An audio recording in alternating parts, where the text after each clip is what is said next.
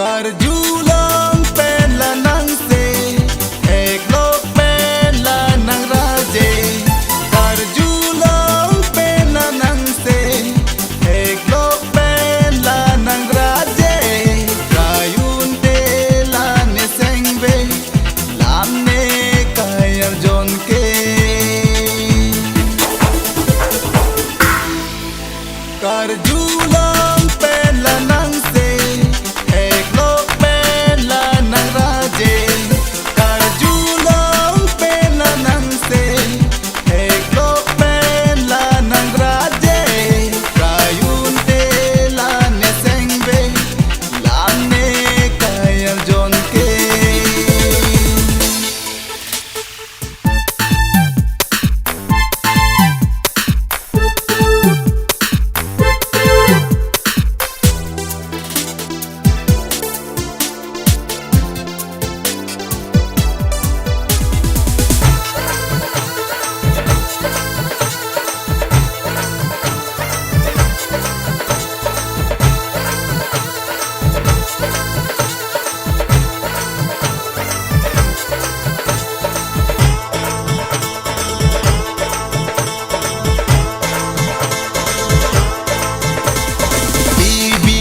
che dun bom ne kang hon la nang joy ne seng be a klong pen si ne ju ji ne seng a lam the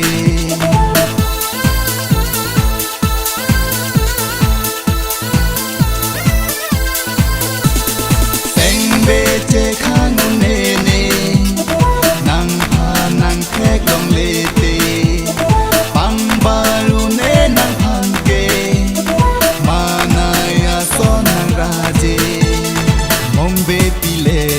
bang sita me kham khe jong he le to sita me phir thi ji ne seng de kar julang pen la nang se ek lok pen la nang raje.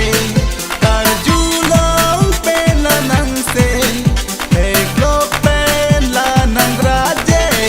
Kayun te la ne seng be lam ne kayar jon ke.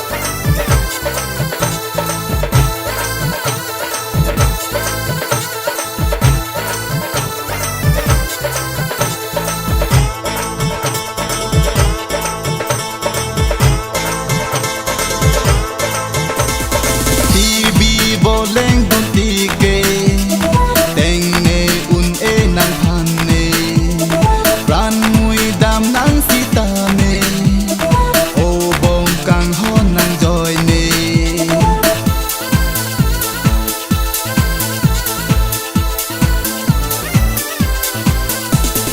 bon ta la nang seng be ke lam chat ave ne phan ke kang hon long le sita me seng be oi e nang han ne seng run oi le jong he ta me seng be thi thi si som dun bom ne seng be che parom du kar julang pen la nang se ek lok pen la nang raje. Kar julang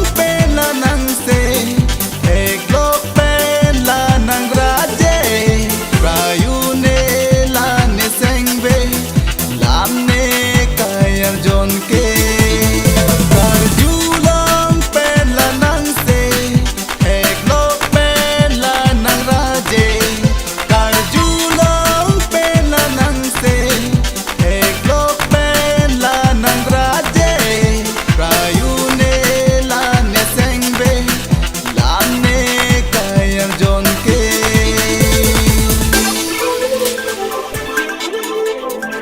Thank you.